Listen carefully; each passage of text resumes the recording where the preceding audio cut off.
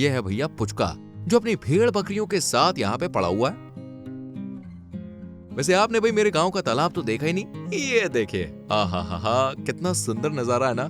इससे भी सुंदर है भाई बच्चों की ये मौज मस्ती। बड़े बड़े शहरों में बच्चे स्विमिंग सीखने के लिए पूल जाते हैं, पर हम तो भाई देसी हैं, गांव के तालाब में ही बेहतरीन स्विमर बन जाते हैं। ओ जी, ये लीजिए, मेरी गैंग के सदस्यों ने भट्टी झोंकने की कार्यवाही शुरू कर दी है। मतलब चूल्हा जलाना भाई शुरू कर दिया।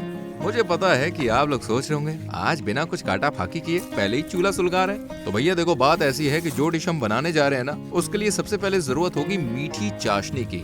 और चाशनी के बारे में तो आप जानते ही हैं, बनने में यार कितना टाइम लगता है। फीमेल है ना, इसलिए औरतें जैसे सजने में समय लगाती हैं, वैसे ही चाशनी बनने में। तो यार उस चूल्हे के लिए ईंटों को सही से बैलेंस करना होगा, पर उससे भी ज्यादा जरूरी है एक अच्छी जगह जहाँ ईंट बैलेंस में आए। और दूसरी तरफ हमारे रंग बिरंगे नन्हे मुन्ने तोते सूखी सूखी लकड़ियाँ चुनकर ला रहे हैं। देख रहे हो मेहनत लौंडों की, क्या जोर पकड़ के लकड़ियाँ उठा लाए। वाह जी, मान गए, डोले शोले नहीं पर बाजुओं की ताकत बहुत है। तो फाइनली अब चूल्हा जलाने की रस्म है। I mean, चूल्हा जलाने की बारी आई है। ये रंग बिरंगे तोतों में से एक ने लकड़ी डाली चूल्हे के अंदर और भाई आग जल गई।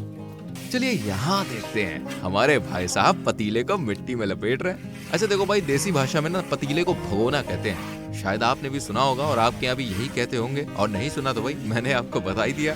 तो ये है भगोना, जिस पर मिट्टी का फाउंडेशन लगाया जा रहा है। अब भगोना यानी कि भाई ये पतीला तैयार है और आग पर भी पहुंच चुका है। इसमें हम अपनी डिश के हिसाब से पानी डालेंगे, पूरे 3 से 4 लोटे, और फिर 4 किलो चीनी भाई ऐड करेंगे। और अब हमारी गैंग का एक सदस्य इसे बराबर हिलाता मिलाता रहेगा। वो क्या है ना, चीनी को यूं ही पतीले में छोड़ नहीं सकते, वरना इसके नीचे चिपकने का डर रहता है। इसलिए थोड़ी थोड़ी देर में पर इसे चलाना पड़ता है, फिर भले ही आप छोड़ दीजिए। अब इसमें स्वाद के लिए हम डाल रहे हैं इलायची। आहा, सच कहूँ तो शायद दुनिया का सबसे बड़ा पेटू मैं हूँ, क्योंकि डिश बनती नहीं और मुझे भूख पहले ही लग जाती है। अभी भी लग रही है, पर मैं यार कंट्रोल कर सकता हूँ। खैर, इलायची को ना टेस्ट एनहांस करने के लिए डाल रहे हैं, जिससे टेस्ट और बढ़िया है। चलिए अब चलते हैं भाई दूसरे पाले में, जहाँ बड़ी बाबा ये दोनों क्या गुपचुप बतिया रहे हैं। लगता है भाई साहब कुछ खुफिया बातें चल रही हैं। चलिए सुनते हैं, मजा आएगा। ले, ये तो डिश के बारे में बातें कर रहे हैं, मुझे लगा भाई कुछ खुफिया होगा। ठीक ही है, अब डिश पर फोकस करते हैं। ये लोग जो कद्दूकस कर रहे हैं ना, इसे भाई कहते हैं मावा। अब ऐसे मथेंगे तो दिक्कत तो होगी, इसलिए इसे कद्दूकस करके फिर बाकी सामान मिलाकर मथेंगे। भाई काम आसानी से होगा और अच्छा भी होगा। चलो मावा का तो भाई काम तमाम हो गया। अब इसमें बड़े भैया ने मिलाया है बेकिंग पाउडर। ये थोड़ा सा ही मिलाया है। अब बारी है इन दोनों को अच्छी तरह से मिक्स करने की। मैं पीछे खिसक लेता हूँ, वरना बड़े भैया कैमरा छीन कर ये काम मुझे थमा देंगे। आप भी सोचते हो कि मैं थोड़ा कामचोर टाइप हूँ। देखिए एक्चुअली मैं कामचोर नहीं हूँ, बस बड़े भैया के होते हुए काम करने में यार मजा नहीं आता है। और लगता है बड़े भैया भी समझ गए हैं। तो यहाँ मावा और बेकिंग पाउडर को मिक्स मैच कर लिया है और अब इसका डो बनाएंगे, है ना बड़े भैया। हाँ देखिए, ये डो बोले तो भाई आटा बन रहा है। हल्के हल्के से इसमें पानी मिलाना है। एक बार क्या हुआ ना कि मम्मी भी आटा गूंथ रही थी, मेरा मूड हुआ तो यार मैं भी उनके साथ बैठ गया और पानी देने लग गया। अचानक से मेरा फोन बजा और आटे में पानी इतना ज्यादा हो गया कि वो आटा कम और घोल ज्यादा बन गया। तब से भाई मम्मी मुझे किचन में घुसने नहीं देती है, पर मेरी गैंग मेरे बिना भाई कोई काम ही नहीं करती है। लो जी यारो, मेरी गैंग ने आटा भाई तैयार कर लिया है। अब इसे सेट करके छोटी छोटी सी बॉल्स बनानी है। इन बॉल्स को ना देसी भाषा में लोई कहते हैं। आपकी मम्मी से पूछिएगा, वो बताएंगी। अब ये जो छोटी छोटी लोई बनाने का काम है, ये दिखने में यार बेशक आसान है, पर देखिए है नहीं, बहुत टाइम लगता है भाई, और बैठे बैठे कमर भी जवाब दे देती है वो अलग। इसलिए इस नए काम को करने के लिए मेरी पूरी गैंग लगी पड़ी है, सिवाय मेरे। मजेदार है ना, पर मुझे अच्छा नहीं लग रहा है कि मेरे सभी भाई काम कर रहे हैं और मैं कैमरा चला रहा हूँ। पर कर भी क्या सकते हैं, रिकॉर्डिंग की जिम्मेदारी मेरे मजबूत कंधों पर डाली गई है, इसलिए मुझे भाई ये जिम्मेदारी पूरी करनी है। तो चलिए भाई रिकॉर्ड करते हैं। यहाँ पर हमारे बड़े भैया, छोटे भैया, रंग बिरंगे कबूतर, हर कोई अपने अपने काम में भाई लगा पड़ा है। सफेद शर्ट पहने भाई साहब मस्त मगन होकर इलायची दाने निकाल रहे हैं और छोटू उनका साथ दे रहा है। दोस्तों फाइनली बारी आ गई है लोई यानी कि बॉल्स को फ्राई करने की, और इसके लिए सबसे पहले कढ़ाई में जा रहा है भाई ऑयल।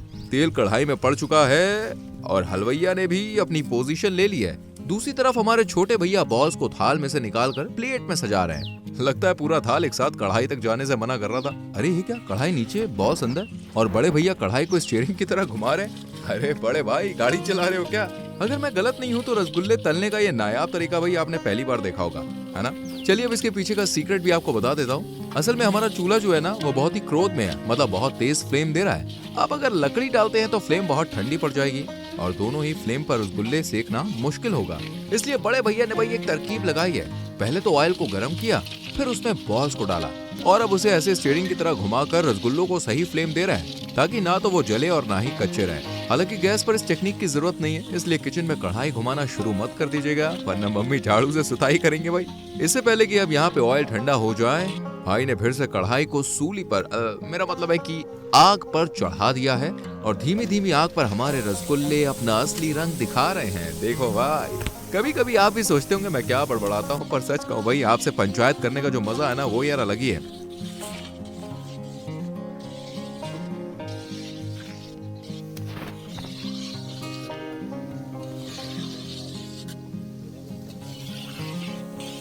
तो दोस्तों देखिए, हमारे रसगुल्ले अच्छी तरह से फ्राई हो चुके हैं और इन्हें चाशनी में डुबकी लगाने के लिए छोड़ दिया गया है। पर ऐसे ज्यादा देर तक नहीं छोड़ सकते हैं, इसलिए थोड़ी ही देर बाद सभी रसगुल्लों को बारी बारी से थाल में वापस सजाया जा रहा है। लेकिन लेकिन लेकिन अभी भी मेरी भूख को शांति नहीं मिलेगी, क्योंकि ये अभी खाने को तैयार नहीं है। वो क्या है ना भाई, जैसे मेकअप के बिना पापा की परियां दुल्हन नहीं लगती हैं, वैसे ही गार्निशिंग के बिना रसगुल्ले भाई रसगुल्ले कहाँ लगते हैं यार। इसलिए अब हम इन्हें जरा सजाएंगे, संवारेंगे। हाँ मतलब मैं नहीं, मेरी गैंग के सदस्य। और ये नेक काम बड़े भैया को दिया गया है, जिन्होंने पहले ही बादाम काट के रखे हैं और अब ये इस बादाम के टुकड़ों को रसगुल्लों के ऊपर लगा रहे हैं। बादाम के बाद अब बारी है गुलाब की पत्तियों की, जो 2-4 ही डालनी है और ये भाई रसगुल्ले हो गए तैयार। हाँ हाँ हाँ, मेरे मुंह में तो यार पानी आ रहा है। ये देखे, दोनों बड़े भैया रसगुल्ले का थाल लिए बाकी गैंग मेंबर्स को खिलाने के लिए जा रहे हैं। सबसे पहले रसगुल्ला गया सफेदी लाल के मुंह में। अरे भाई कोई मुझे भी दे दो। और ये दूसरा रंग बिरंगे तोते के मुंह में, और पलटकर बड़े भैया का मुंह भी मीठा हो चुका है। अब आप देखिए कैसे बारी बारी से सब बड़े भैया को भी रसगुल्ला खिलाने वाले। इसलिए तो कह रहा था कि भाई लॉटरी तो आज बड़े भैया की लगी है, इतने सारे रसगुल्ले मिल रहे हैं। आज पहली बार मुझे जिंदगी में बड़े भैया की जगह ना होने का अफसोस हो रहा है यार।